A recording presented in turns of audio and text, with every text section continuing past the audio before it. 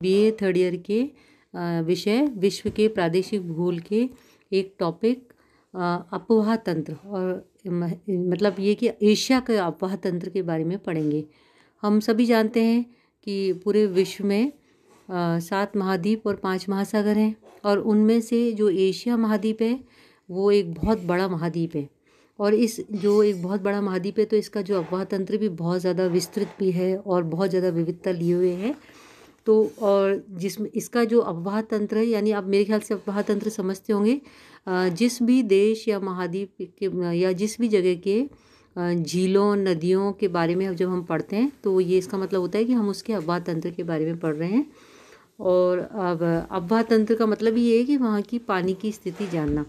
तो ये जो अपवाह तंत्र है ये किसी भी क्षेत्र की भू आकारिकी स्वरूप द्वारा नियंत्रित और निर्धारित होती है। इसका मतलब ये है कि उस वहाँ की का धरातल या रिलीफ फीचर्स वहाँ के कैसे हैं, उच्चावच कैसा है, उसके आधार पर ही वहाँ का अपवाह तंत्र निश्चित होता है। विशेष रूप से अब जैसे हम बात करते हैं एशिया की, तो एशिया और यहाँ तक कि जितने भी महाद्वीप हैं उन सब की जो पर्वत श्रेणियाँ हैं वो मुख्य रूप से इस अपवाह तंत्र को प्रभावित करती हैं।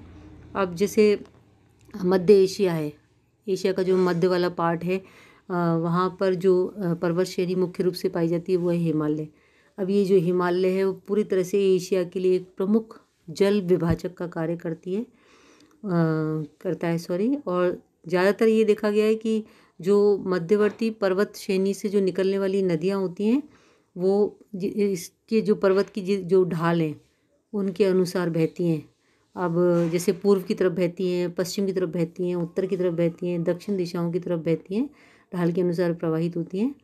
और ये जो एशिया है ये क्योंकि 3 ओर से महासागरों से घिरा हुआ है, 3 ओर से महासागरों से घिरा हुआ है, तो इससे क्या है कि जो नदियाँ इनमें जाकर गिरती हैं गिर जाती हैं, लेकिन जो आंतरिक भाग की जितनी भी पानी का क्षेत्र है, जो भी पानी की नदियाँ झीलें वगैरह हैं वो सब उनका जो पानी है वो नदियों सागर में नहीं जाता बल्कि वहीं कहीं शुष्क क्षेत्र में जाके विलीन हो जाता है, कहीं कहीं विलुप्त हो जाता है। अब जैसे हम ये मानकर चलते हैं, ये पता होता है हमें कि कहीं का भी जो अपवाह तंत्र होता है वो उस जगह की स्थानीय जो स्थिति होती है उस, या एक तरह से देखा जाए जो स्थानीय जो प्रकृति होती है उसके आधार पर हमने उस पूरे अपवाह तंत्र को 4 भागों में विभाजित किया है। तो इसमें सबसे पहला तो है प्रशांत महासागरीय अपवाह क्षेत्र, दूसरा है हिंद महासागरीय अपवाह क्षेत्र और तीसरा है आर्कटिक महासागरीय अपवाह क्षेत्र और चौथा है आंतरिक अपवाह क्षेत्र। अब हम सब जानते हैं, हमने नक्शे पर देखा है, आप लोग थोड़ा सा नक्शा देख करके भी पढ़ते रहिए, मुझे समय होगा तो मैं भी नक्शा बनाकर फिर आपको समझाऊंगी। तो जैसे अब ये मान लीजिए कि प्रशांत महासागरीय अपवाह क्षेत्र की अगर हम बात करते हैं तो ये जो इसका जो अपवाह क्षेत्र है उसमें जितनी भी नदियाँ बहती हैं वो मध्य एशिया की जितनी भी जो भी उच्च और विशाल पर्वत श्रेणी है मध्य एशिया में जो बनी हुई है, जैसे हमने बात की थी कि हिमालय है, तो वहाँ से निकल करके और पूर्व की ओर बहती हुई और प्रशांत महासागर में गिर जाती है। आपने जब नक्शा देखा होगा तो देखा होगा कि एशिया के पूर्व साइड में प्रशांत महासागर हमको पूरा फैला हुआ नज़र आता है। तो सारी नदियाँ क्योंकि ढाल के अनुरूप बहती है नदियाँ तो उधर की तरफ गिरती हैं। और इन नदियों में जैसे मुख्य रूप से आमोर, ह्वांगहो, यांगत्से सिक्यांग, मीकांग, मीनाम, रेड ये नदियाँ आती हैं। और साथ में जैसे मान लीजिए जो जैसे कुछ इनकी सहायक नदियाँ, जैसे आमोर की सहायक नदी है उसूरी और सुंगारी, ह्वांगहो की सहायक नदी है वीहो, फेनो, यांगत्से की जो सहायक नदी है वो है हान, मिन, कान, चालिंग, सियांग, ये सब है। अब ये जो नदियाँ हैं उसके द्वारा जो बना हुआ जो इसका जो अपवाह क्षेत्र है वो थोड़ा सा कम फैला हुआ है। तो जैसे अब हम मान लो बात करते हैं कि जो ह्वांगहो का जो अपवाह क्षेत्र है वो ओडोस पठार और सिलिंग पर्वत श्रेणी के निकट भागों में जब बहता है तो आयताकार अपवाह प्रणाली के रूप में दिखाई देता है। अब क्योंकि ये अपवाह प्रणालियाँ हैं वो एक अलग से टॉपिक में हम पढ़ें तो बेहतर होगा, क्योंकि अभी मैं पहले ये बता देती हूँ कि क्योंकि अभी एक अलग से पूरा इसके बारे में टॉपिक है कि भाई जो अपवाह प्रणाली है वो कितने प्रकार की होती है।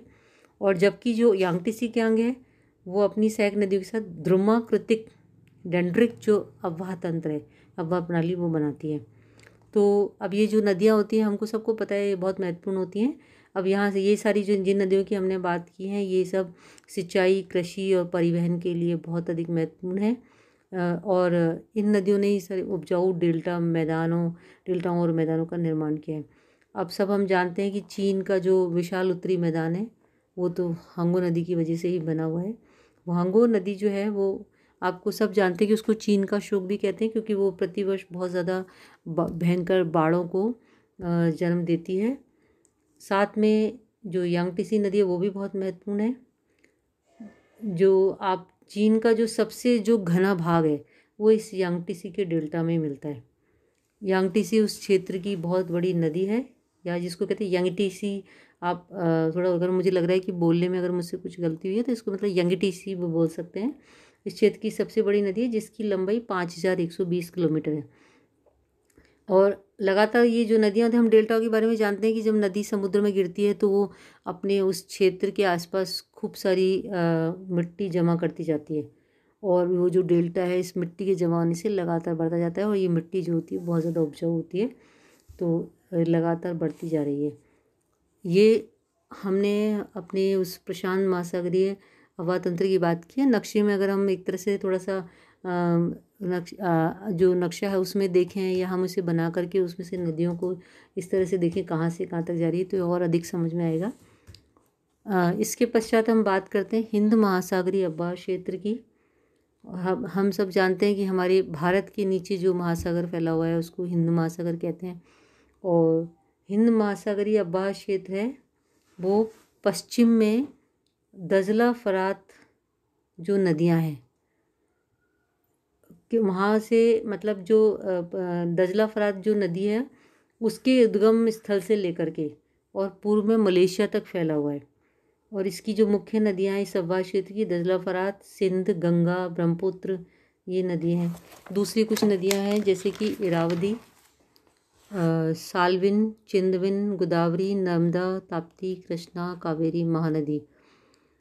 अब ये जो अववाह तंत्र है इसके बारे में एक विशेष बात मैं बताना चाहूँगी आपको कि ये जो नदी है वो नदी अपहरण के बहुत सारे उदाहरण मिलते हैं। ये भी एक तरह से जो नदी अपहरण या रिवर कैप्चर है, इसको एक तरह से जैसे आप एक तरह से देखा जाए तो कि भी एक नदी दूसरी नदी का अपहरण कर लेती है, तो इस रूप में हम इसको समझ सकते हैं।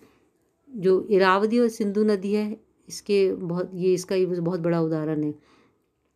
प्राचीन काल में ये हुआ था कि भाई उत्तर दक्षिण घाटी में जो नदी बहती थी उसका सिंधु नदी ने अपहरण कर लिया। अपहरण शब्द का अर्थ हम समझते ही हैं, दूसरी से किसी और से किसी चीज़ का छीन करके अपने ले लेना, तो उस नदी का इसने अपहरण कर लिया। और इस प्रकार ये नदी अपहरण के बहुत सारे चिन्ह आज भी हिमालय पर्वत पर दिखाई देते हैं। जो भारत के दक्षिणी प्रायद्वीपीय पठार पर जितनी भी नदियाँ बहती हैं उन बहने वाली नदियों के जो मार्ग परिवर्तन की अपेक्षा अपनी घाटियों को वो क्या करती है कि मतलब अपना मार्ग तो परिवर्तित करती नहीं है, लेकिन वो अपनी घाटी को गहरा करने में लगी रहती हैं। इस प्रकार ये जो नदियाँ हैं वो पूर्वोत्पन्न अववाह प्रणाली के रूप में पाई जाती है। अब नेचुरली मुझे लगता है कि एक चैप्टर अलग से अववाह प्रणालियों के प्रकार का पढ़ना चाहिए, तभी हमें बहुत अच्छी तरह से समझ में आएगा। तो और अब इसके बाद हम देखते हैं आर्कटिक महासागरीय अपवाह क्षेत्र। तो जो अब एशिया महाद्वीप है, आप उस महाद्वीप के नक्शे में आप बिल्कुल उत्तर में देखेंगे तो वहाँ पे एक बहुत बड़ा अपवाह क्षेत्र पाया जाता है। इस क्षेत्र में जो नदियाँ हैं वो जो उसके बीच के ऊंचे भाग पर, मध्यवर्ती उच्च भाग पे और गर्म प्रदेशों से निकल करके और जो एशिया का जो विशाल उत्तरी मैदान है वहाँ पे बढ़ती हो जाती है और उत्तर में आर्कटिक महासागर में जाके गिर जाती हैं। अब ये क्योंकि सब जानते हैं कि वहाँ पे बहुत अधिक वो ठंडे अक्षांश वाले क्षेत्र हैं, तो आर्कटिक सागर जो है वो वर्ष के अधिकांश भाग में मतलब बर्फ़ से जमा रहता है। तो ये जो नदियाँ हैं वो अपने बहाने पर गिरती हैं और उससे पहले क्या करती हैं वो दोनों किनारों पे फैल जाती हैं। इससे जो नदियों के बेसिन और समुद्र तटीय भागों के निकट बहुत सारे दलदल बन जाते हैं। इस दलदली भाग में और शीत ऋतु में ये पूरा दलदली भाग जो है ठंडियों सर्दियों में बर्फ़ से जम जाता है, और इसलिए नदियों का देखा जाए तो जैसे हमने पहले बात की थी कि नदियाँ सिंचाई के लिए, कृषि के लिए बहुत अधिक काम आती है पहले वाली जो नदियाँ हैं। लेकिन ये जो इस क्षेत्र की जो नदियाँ हैं वो इनका कोई आर्थिक महत्व नहीं है, क्योंकि आर्कटिक महासागर जो है वो वर्ष के अधिकांश समय में बर्फ़ से जमा रहता है। तो यहाँ पे कोई जो बड़ा इसलिए बंदरगाह भी नहीं है, और इसलिए व्यापारिक दृष्टिकोण से भी इस क्षेत्र की नदियों को कोई महत्व नहीं है। इस क्षेत्र की 3 विशाल नदियाँ हैं, आप ध्यान से सुन लीजिए, ओबी, यनीसी और लीना। और ये काफ़ी वैसे बड़ी नदी, विश्व की बड़ी नदियों में गिनी जाती हैं।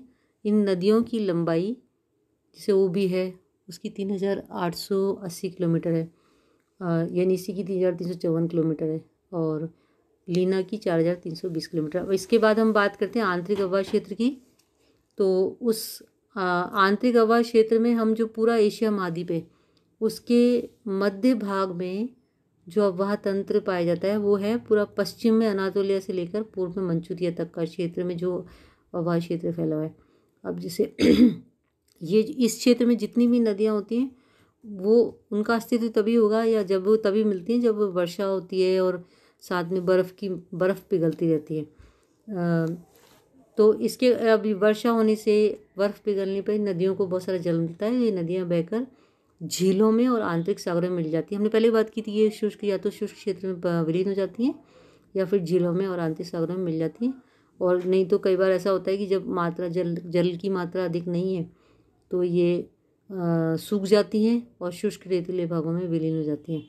इनमें जैसे हम बात करते हैं कि आमू दरिया, सरदरिया, अरल सागर और इलीचू, तारिम, खोतान, ये नदियाँ यहाँ पर पाई जाती हैं। और ये जो नदियाँ हैं ये यहाँ की बालकश झील है और लोपनौर झील उनमें जाकर के गिर जाती हैं। तो ये जो अववाह तंत्र है ये एशिया के आप देखेंगे कि एशिया के दक्षिणी पश्चिम में कुछ ऐसी नदियाँ भी हैं जो भूमध्य सागर में जाकर गिरती है। इनके अलावा ऊपर जितने भी हमने पढ़े हैं, टर्की, सीरिया, जॉर्डन और लेबनान की नदियाँ भी इसी श्रेणी में आती हैं। और ये छोटी छोटी नदियाँ हैं, जैसे इसमें मनीषा, मैंडनीस और ओरोंटेस, ये नदियाँ हैं। तो इस प्रकार से आज हमने इस